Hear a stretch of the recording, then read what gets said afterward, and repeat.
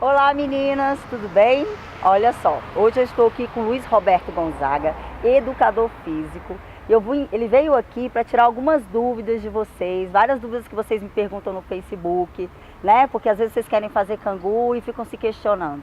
Será que eu tenho dor no joelho, professor? Eu posso fazer a aula? Eu tenho dor na lombar, eu tenho isso, eu tenho aquilo outro. Então ele vai dar algumas dicas para vocês agora, vai falar um pouquinho, tá? Preste bastante atenção no que ele tem para dizer, né, professor? Isso, está aqui. Então, o que você tem para me dizer a respeito das alunas que sentem dor no joelho?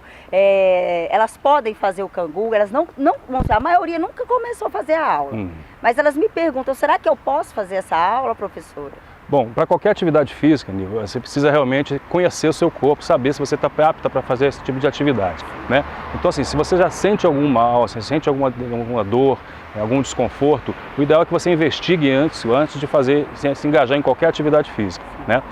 Essa dor, de repente, não é incapacitante, não impossibilita ela de fazer o cangu, até porque o cangu é uma atividade muito legal por conta de ter o desequilíbrio, então trabalha muito a propriocepção, trabalha muito o equilíbrio, então ajuda muito nesse sentido. Mas é claro, se você tiver alguma lesão prévia, né, isso pode se comprometer, pode se agravar se você não tiver o devido cuidado. Então basta que você consulte um médico, procure um professor, uma orientação, no sentido de expor a sua lesão, que tipo de desconforto que você sente e o que pode ser feito para você fazer a sua atividade da melhor forma possível, da forma mais segura, né? Pois é, às vezes elas me perguntam assim, o meu ombro, eu tive um problema no ombro, mas quando eu começo a fazer o cangu, eu sinto o ombro. Isso é normal quando você faz algum movimento tipo pulando?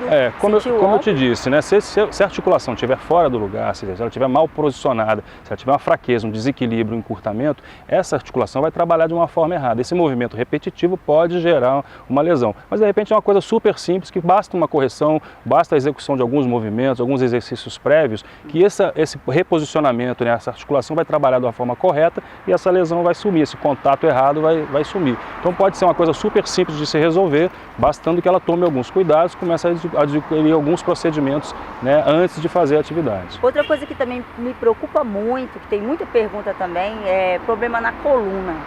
Eu sei que a coluna ela é bem, né, você tem que trabalhar com bastante cuidado, e às vezes elas ficam perguntando, Nil, eu sinto muita dor na coluna, será que eu podia fazer o cangu com essa dor na coluna? E eu fico assim, gente, o que eu respondo? Eu falo assim, não, é melhor eu ler primeiro. Eu leio, falo que você tem que tentar primeiro, né? Mas eu prefiro que ele fale para esclarecer melhor para vocês. As dores na coluna, normalmente, as pessoas se assustam muito, né? Sim. Porque normalmente desenvolve uma hérnia de disco e tal, tem algumas questões de cirurgia. Mas a grande maioria das dores na coluna é exatamente em função de ser uma região onde as pessoas trabalham pouco o fortalecimento, né? Elas têm essa região de abdominal, principalmente de lombar, muito pouco fortalecidas. E às vezes se engajam em atividades na própria casa, ou alguma atividade laboral, ficar muito tempo sentado, e aí essa sobrecarga é o suficiente para provocar a dor, provocar alguma lesão. Então assim, é uma área que se deve se preocupar, tomar um certo cuidado, mas também não incapacita nada, desde que você realmente faça, né, um trabalho de fortalecimento, um trabalho de alongamento correto.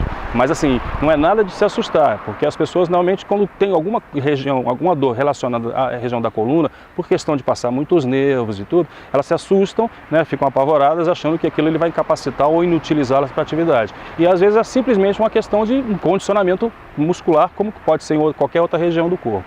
Ah, sim. Teve uma aluna uma vez que me perguntou que ela sofreu uma lesão no glúteo. Sim. O que leva a pessoa? É uma musculatura que você usa para se locomover, para ficar em pé, né? E é uma musculatura bem estabilizadora, que é utilizada o tempo todo. Até para você dormindo, deitado na cama, para você se virar na cama, essa musculatura ela é ativada. Então, se você faz uma sobrecarga nessa musculatura, ela vai provocar uma pequena lesão, que é normal, às vezes uma lesão muscular, que a gente sente até no braço, quando carrega algum peso. Mas em função de ser uma região onde você não descansa, porque você está o tempo todo usando essa musculatura, ela demora... Peso também. É um excesso de peso e ela demora muito porque você não consegue repousar o glúteo nunca. Ele está sempre sendo utilizado para ficar em pé qualquer movimento.